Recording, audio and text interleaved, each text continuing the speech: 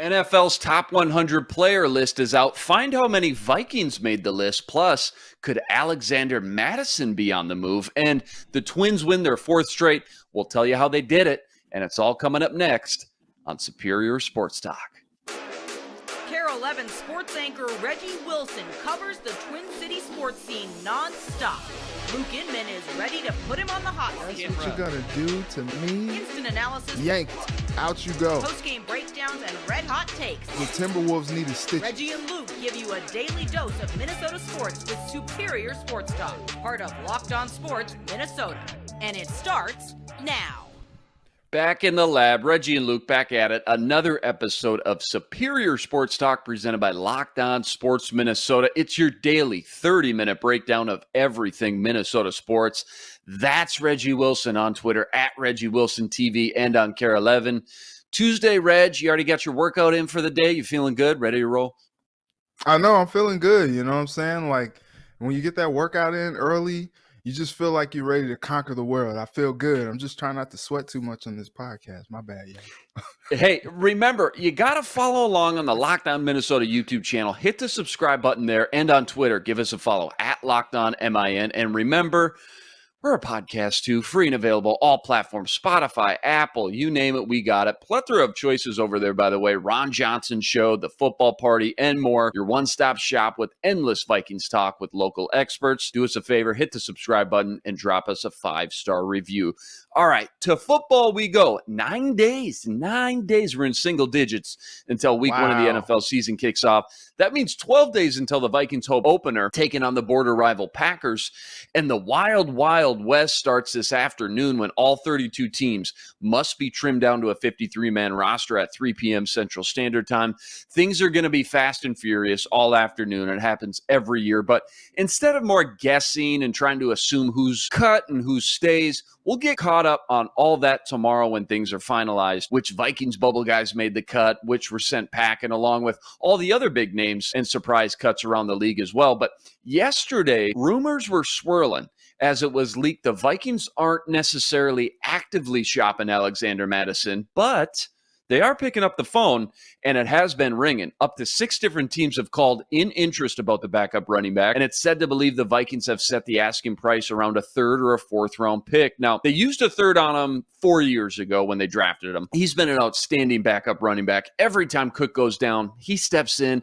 Almost feels like they don't skip a beat, which is saying something coming from Dalvin Cook, setting that bar pretty high. But at the end of the day, he's still just a backup running back. And remember, the Vikes were ranked the 3rd best running back group thanks to their depth. So I want to know realistically what you think teams are calling up and offering Kwesi. And for you personally, if it was you in the front office, what would you need to pull the trigger on Mattison in terms of compensation to feel good about losing such a solid quality backup?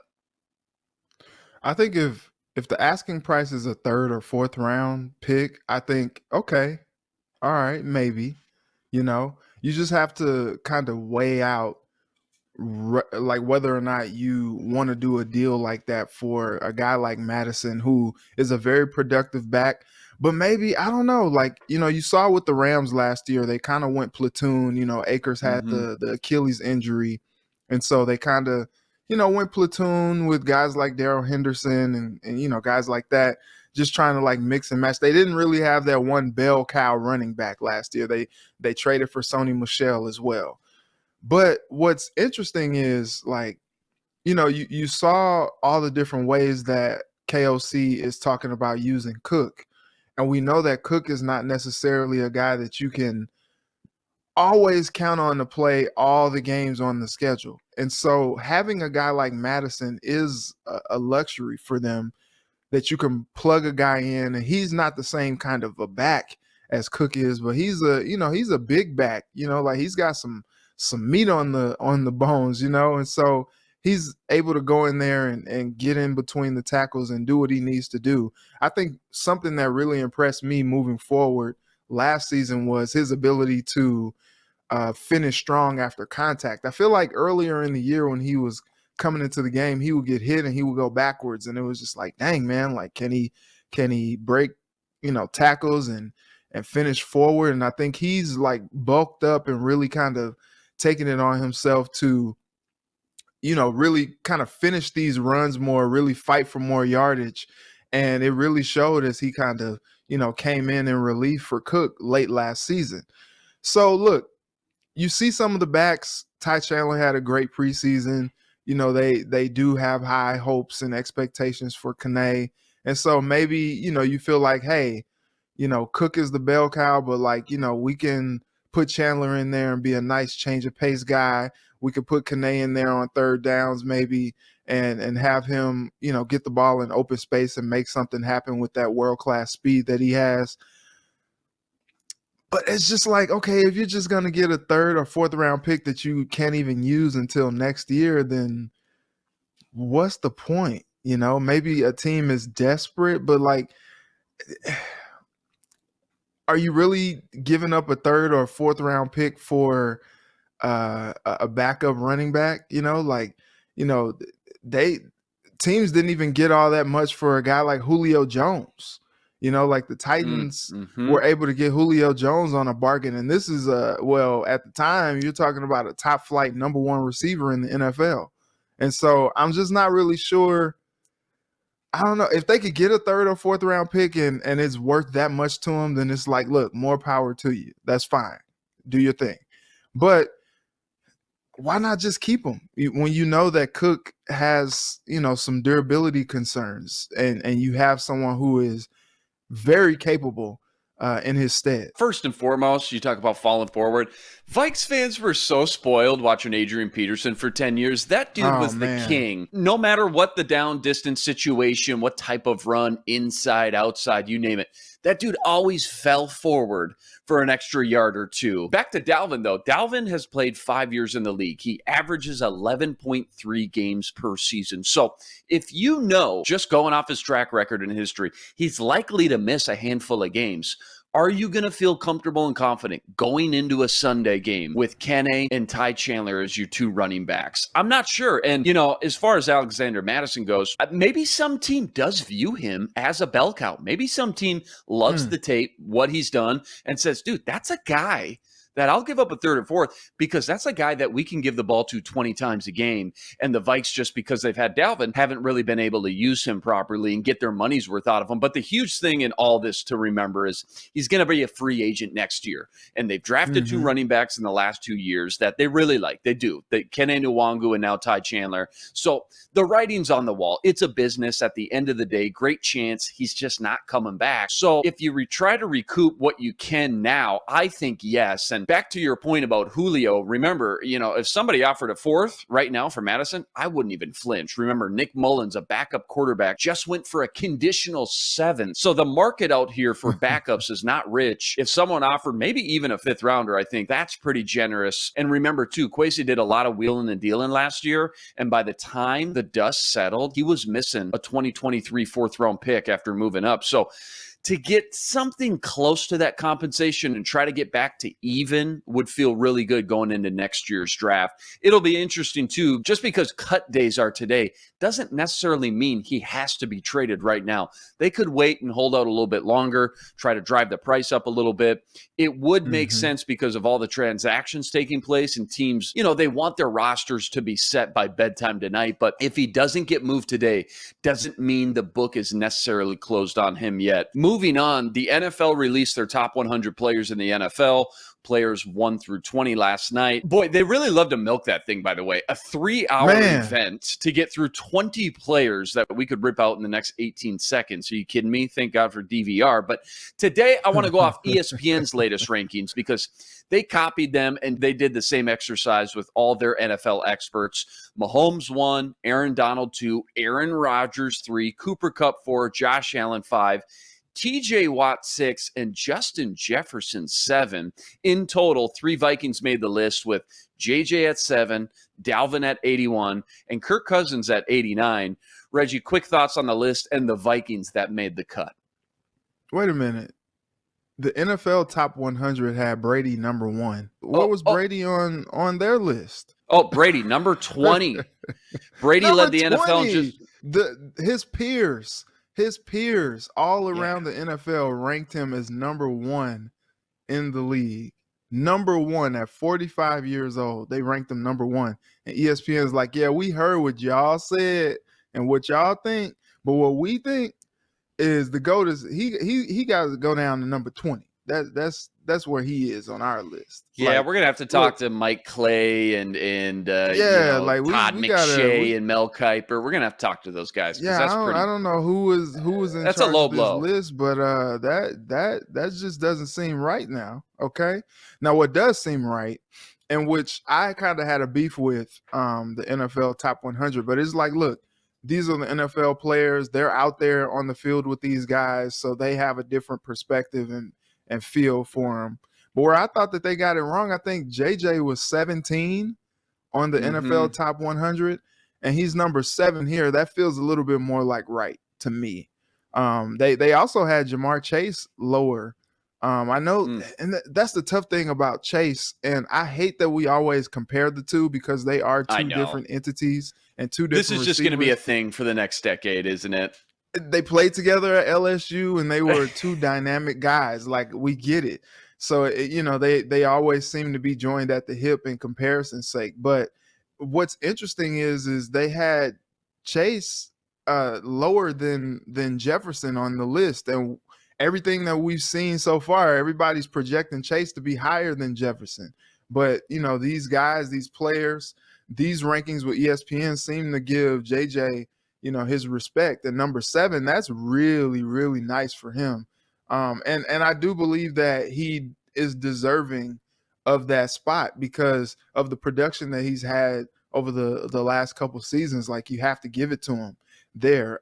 Cook being at 81, I feel like if maybe he was a little bit more durable, maybe he might land higher on this list, because I believe that Dalvin Cook, and we've talked about this, Dalvin Cook is a top 5 running back in the league. And when he's healthy, I put him up there against, just about anybody, Kirk Cousins, I think he was 99 within the NFL top 100 list. Yeah, squeezed in there. Which is funny. Which is funny because they had Mac Jones up in the 80s. I'm like, you're going to take Mac Jones over Kirk Cousins, a rookie, over Kirk Cousins with the body of work that he has? Like, that just doesn't seem fair. I think it's a little bit more fair. 89 is I mean, when you're in the top 100, considering all the players that they have in the league, I think it's still, very much a compliment. There are some things that are left to be desired, I guess, in Kirk Cousins' game. But this is the year, Luke. This is the year under Kevin O'Connell that Kirk Cousins is going to reach the potential that we all know that he can. And this offense is going to let it rip. He's going to make more mistakes than he has in the past because he's going to be given the freedom to do that. This is just me being optimistic because we know where Kirk is. We know what he is. He's not going to make too many mistakes. He's going to limit his risks, take his chances when he can, when he has to, still pass for probably like 4,000 yards, 35 plus touchdowns, and, have the Vikings like in there when it's all said and done, like down the stretch, they're going to be in it. But, I think 89 is pretty fair. Cousins, he's been so enslaved into that Mike Zimmer kind of mindset. You cannot turn the ball over for so long. I just wonder how much this muscle memory sticks with him versus what KOC is going to ask him to do. He's going to ask him to throw some balls in some tight windows, just like he did Matt Stafford last year. And I don't think he's necessarily got the same arm strength as Stafford, but Cousins certainly can do it. And again, in this offense with these weapons, 45 touchdowns, well over 4,000 yards. Play this clip back. I don't care. Vault me. I think it's happening. I'm not scared to say it. As far as JJ, number 7, bro, that's rich, man. That tells you something. I think Chase was 14 on this list. Wild to see JJ, though, ahead of names like Jalen Ramsey, Myles Garrett, two of the most dominant defensive players in the NFL. I mean, I know how special he is. He's a blue chip, one of a kind, but Jalen Ramsey is like the best cornerback we've seen in a decade since Darrelle Revis. So it's wild. Tough to argue any snubs for the Vikings outside of maybe, I don't know, Brian O'Neill or Harrison Smith, but I guess we're just used to seeing them not get that much recognition as they deserve, along with Eric Kendricks, who's always on the cusp of a Pro Bowl type of year. Love, man. Dude, never. Good Lord, the dude is productive. He's just flirts with those Pro Bowl numbers. but he's only earned 1 Pro Bowl in his 7 seasons. Agree with those snubs or any other snubs? I guess Daniil Hunter needs to get brought up, Za'Darius Smith. But again, they're both coming off, season-ending injuries too. So that's fair. Yeah, Smith only played, like a game last year? The 1 game. That was about it. Yeah, so yeah, I get finally, it. Hunter was go ahead. He was in there. He was in the mix, but I think if Hunter played maybe 15 games last season, he probably makes this list because he has double-digit sacks. Yeah, finally, the Packers had 6 players in their top 100. Boo. Rodgers at 3. Jair Alexander in the 30s, David Bakhtiari. So hold up. David Bakhtiari was on the IR all season last year too, and he was in like the top 60 players. But Hunter and Za'Darius, another guy, I don't get it. Aaron Jones, the running back, Devondre Campbell and Elton Jenkins were both in the 90s, so they barely squeak on the list. But 6 in total. Quick thoughts on the Packers. Are they that much better than the Vikes? They got 6 players. Vikes only have 3. Because if I'm going off this list, they should be twice as good, especially considering their quarterback's ranked 3rd and ours is 89th, right? Yeah, I mean, we're going to see on week 1 just how good they stack up against each other. And I think they stack up against each other much better than people would like to think, especially being that they did beat them last year at home. At US Bank Stadium, they beat the Packers, and if they would have had Kirk Cousins in that game at Lambeau, I think that game is way more competitive than it ended up being. So I think the Vikings and the Packers stack up very nicely. Whether or not I say evenly, that's up for interpretation, that's up for debate. But I do think that they are 2 teams who compete well against one another, talent-wise, like pound for pound. Totally agree. Again, this Vikings whole season, this roster, when you look at it on paper, it's all about the potential. Guys just need to stay healthy and put it all together. It's a new system, but the talent is there on paper. They just need to stay healthy and put it all together. Yeah, Packers, though, 13-4, 4 seasons in a row.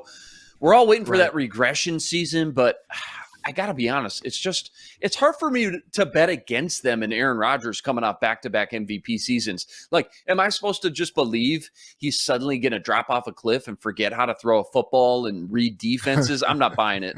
Just 12 days away, though, as you mentioned, Reggie, Vikings hosting the Packers in the backyard at the bank. So we'll find out real quick just where these 2 teams are and who feels primed to capture the NFC North this season. Remember, Locked On Sports Minnesota gives you endless Vikings talk with local experts and now offers you a new podcast all about the Vikes. The Minnesota Football Party brings together a panel of podcasters and writers with big opinions on the purple. You got myself, Arif Hassan of The Athletic, Luke Braun of Locked On Vikings, and of course, Sam Ekstrom of The Ron Johnson Show. We give you an hour of Vikings talk every Monday and Thursday. Find the show wherever you get your podcast by subscribing to Locked On Sports Minnesota or watch the show anytime, any day for free on YouTube. Coming up, we're talking about the Twins' latest surge back to the thick of the AL Central Division race. But first, Tight on Cash. Dave is a banking app that can help you get $500 instantly. Maybe you're living paycheck to paycheck or struggling to make ends meet, but it can be really stressful when unexpected expenses come up. Now, Dave can help you get out of a pinch when you really need it. Download the Dave app. That's DAVE. Sign up for an extra cash account and get $500 instantly. Terms and conditions, go to dave.com/legal. Instant transfer fees apply. Member FDIC. All right, to baseball we go. I just can't believe these guys, man. Really forcing us into this love-hate relationship here. Twins win 4-2 last night versus the Red Sox, thanks to Gio Urshela's 3-run bases-clearing double. Dylan Bundy, he gave up 9 hits. Only allowed 2 runs, though, got out of a few jams. And yet again, the relievers do the dirty work, ring them up, sit them down. So last 14 games now, just take a step back. They win 4 in a row, then they lose 6, and now they've won 4 in a row again. So as bad as that dry spell was, as bad as things felt, they've now actually gone 8-6 in their last 14. So just 1.5 games back from Cleveland in the division, who had the night off. Quick thoughts on last night's game and the overall vibe and the feel of rallying back and winning this division.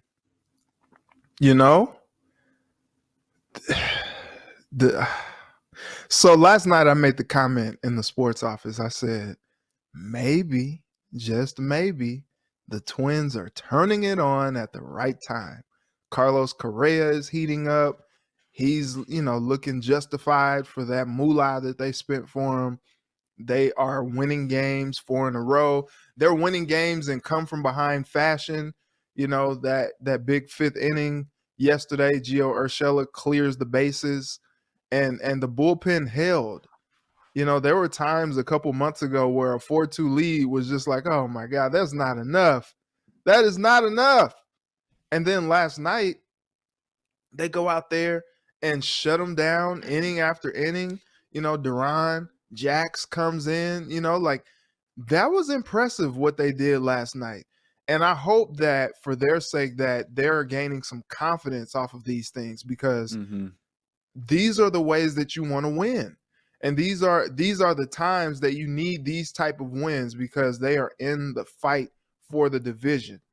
And Cleveland is not running away with it by any stretch. You know, Chicago is still at bay.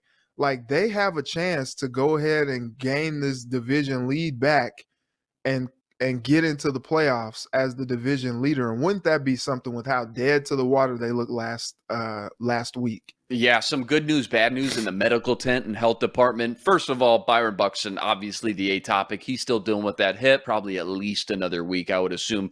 They will be, though, in fact, shutting down Kenta Maeda for the season. Team was flirting with the idea of if they make the playoffs, maybe he can serve as some sort of role in the bullpen. And he seems to be on track with his rehab, but they've just decided not worth the risk, and you won't see him until 2023. However, Tyler Mahle could be set to return this week. And on top of that, you got Bailey Ober, Josh Weiner, Dobnak, and Trevor Larnach all seem poised to join the team during their final stretch here as well. Is there one name specifically that jumps out to you there that could be a key factor in the Twins' run down the stretch? I think Tyler Mahle for sure. You know, you made that trade for him at the deadline because you felt like you needed to bolster the starting pitching, and they did that. And so I like when Tyler Mahle is healthy, he is one of the most productive. Well, he was one of the most productive pitchers in the National League, and now he's in the American. But he is very, very seasoned, and he can be a guy that can help, you know, stabilize that starting staff. When you think about, okay, we're going to throw Ryan out there, then we're going to throw Sonny out there, and then to have Mahle as your number 3 guy, like that is a luxury for this team.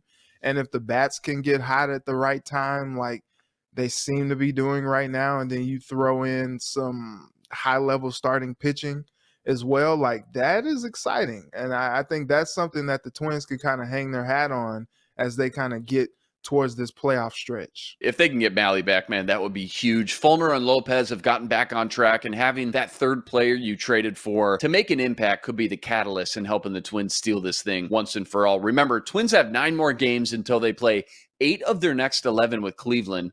Rest assured, their playoff hopes rest on coming out ahead during that stretch of just pivotal baseball. Twins play Game 2 with the Sox tonight. First pitch, 6:40 p.m. Chris Archer's set to hit the mound. Coming up, we're getting into our Gimme One segment. But first, have you checked the latest Vikings odds? Vikings Week 1 line versus the Packers sits at +1.5 as we speak. It was +2 yesterday, constantly moving. Or maybe you're interested in some future bets like Lewis Cine for Rookie of the Year or the Vikings to win the NFC North at 2-1. Well, you can check it all out and more with BetOnline. BetOnline.net is the fastest and easiest way to check in on all your betting needs. Find all your favorite sports and events at the #1 online source for odds, lines, and games. Stats, news, and info, you want it, they got it.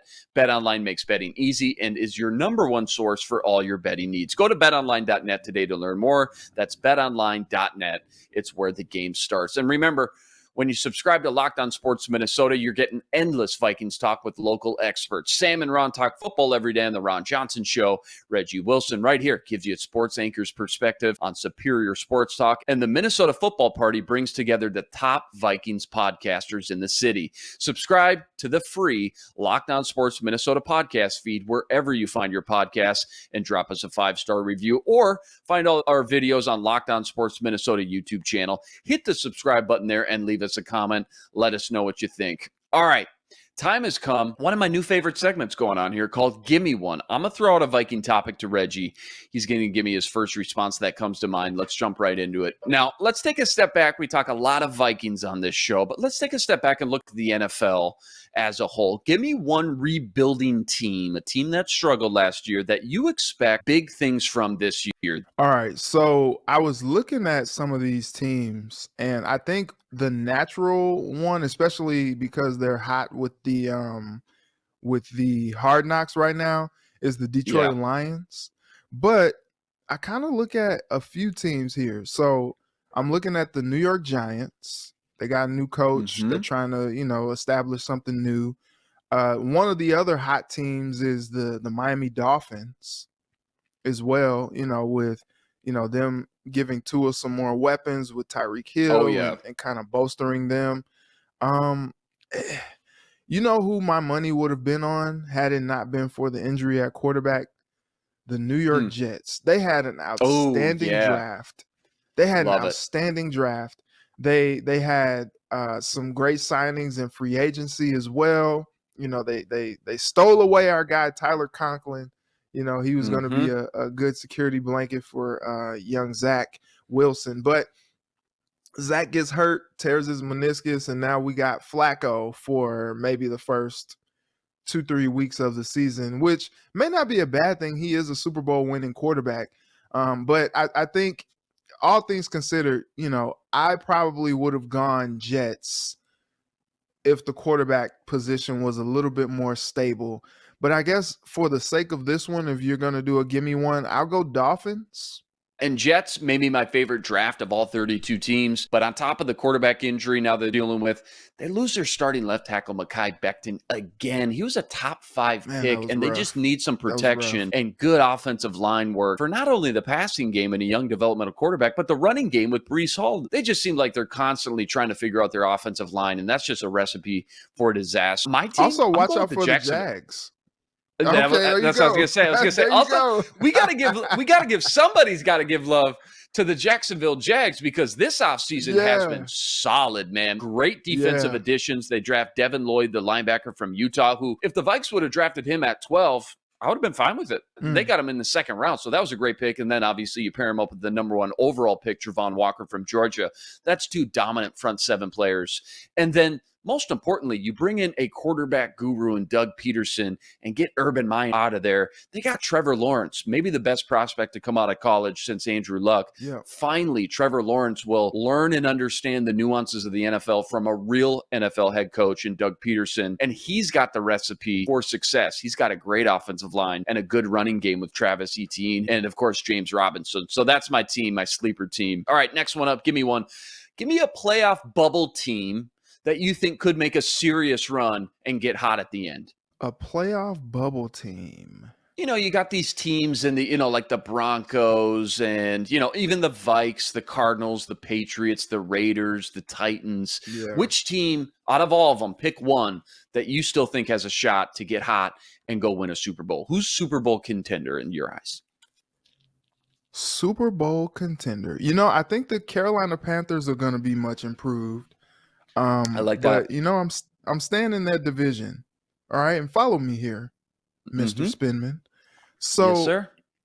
The New Orleans Saints, they get Jameis Winston back. They don't have Sean Payton anymore, but they draft Chris Olave. They sign Jarvis Juice Landry. They get Michael Thomas back. Come on, bro. They got some guys, man. They got Marshawn Lattimore holding it down in the defensive backfield. They still got Cam on the line, and he's still, he's a future Hall of Famer, I believe, in this league.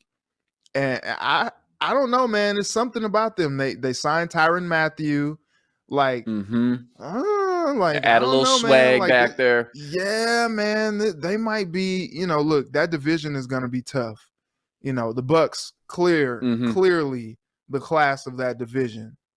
But if the Saints can get in on a wild card, especially with the NFC being a little bit more, I think, winnable open. Yeah, for sure. I like that. Yeah, especially, looking at the AFC West, and they're just going to be beating on each other to try to get, position for the playoffs. And then you got, the AFC North as well, with all 4 of those teams vying for playoff spots as well.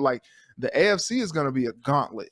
So if you're in the NFC, you're like, okay, like look This at is the year. It's a little wide yeah, open. like This is the year. you look at the Yeah. NFC East and you're like, okay, the Commanders may challenge the Cowboys for, I don't think anybody thinks that the Giants are going to win the division, but the Eagles are much improved. That's another team that you may be able to look at for, they Well, that's did my make the team. playoffs last year, but That's my team, man. let me Yeah. stop raining on your parade. But I will say the Saints, man, like in that division, in that side of the conference, like I do think that they can make some noise. If Jameis can keep down on the turnovers, he seems very motivated coming off that knee injury from last year. He's got a ton of weapons to throw to.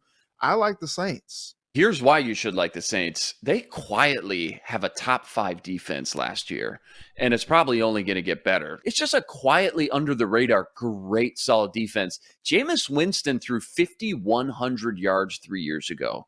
So he's been hurt since that, but like if he can stay healthy, and now you had Chris Olave and Jarvis Landry, Michael Thomas, and by the way, my number one secret sauce NFL success on offense anyways is having a good offensive line. Bro, they have 5 first-round picks on their offensive line. Cesar Ruiz from Michigan, Ryan Ramczyk from Wisconsin, Andres Pete from Stanford, and then they just drafted Trevor Penning in the first round as well with one of their 2 first-round picks with Chris Olave. So that makes a lot of sense to me. I'm going with the Eagles. I think they're considered a bubble playoff team right now. I think they could get hot and win it all at the end. It's all about Jalen Hurts, though, but they had A.J. Brown, so he's only going to get better. They drafted my dude, Jordan Davis, the big nose tackle, is going to make a huge difference on first and second down from Georgia. I really like what the offseason the Eagles had, so that's my pick. All right, last one. Give me your favorite Super Bowl contender that has the best shot to win it all. So there's about 4 or 5 or 6 realistic teams that are considered, hey, this is a Super Bowl window right now.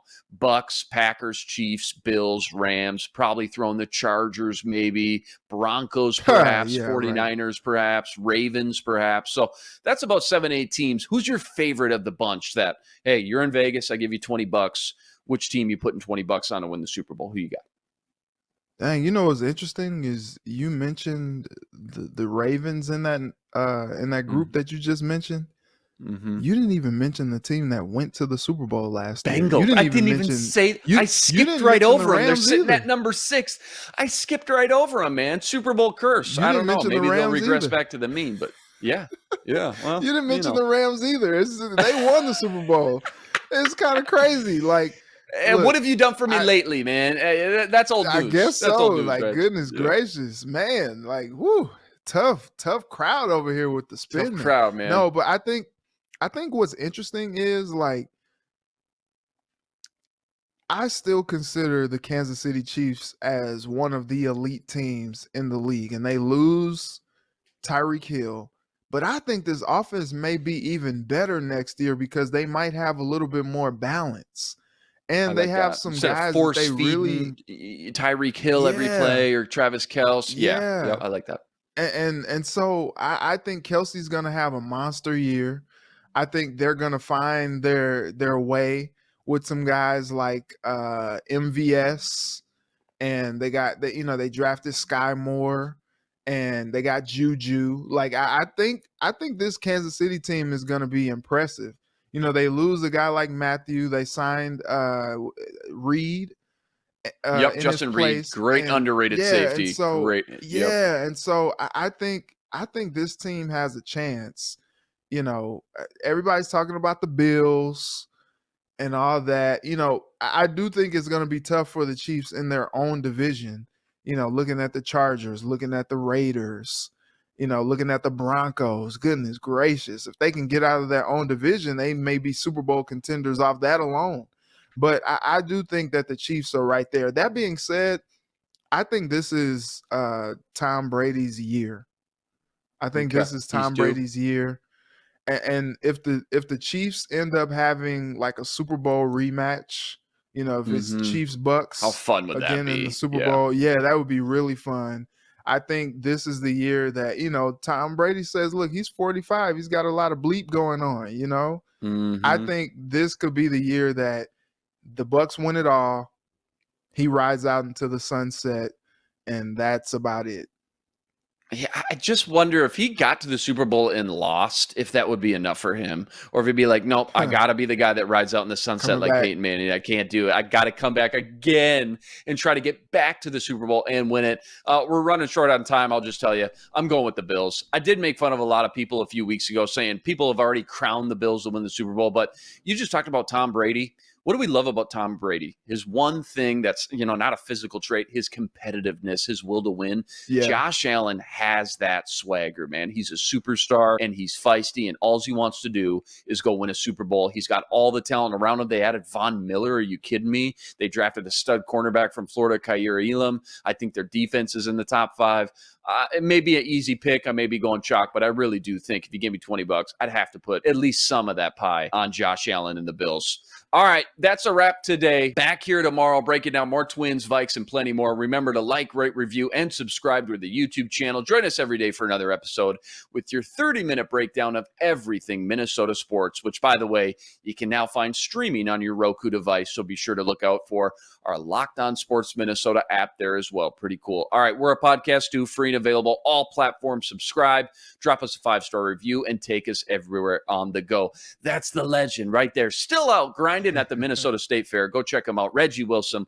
Follow him on Twitter at Reggie Wilson TV and on KARE11.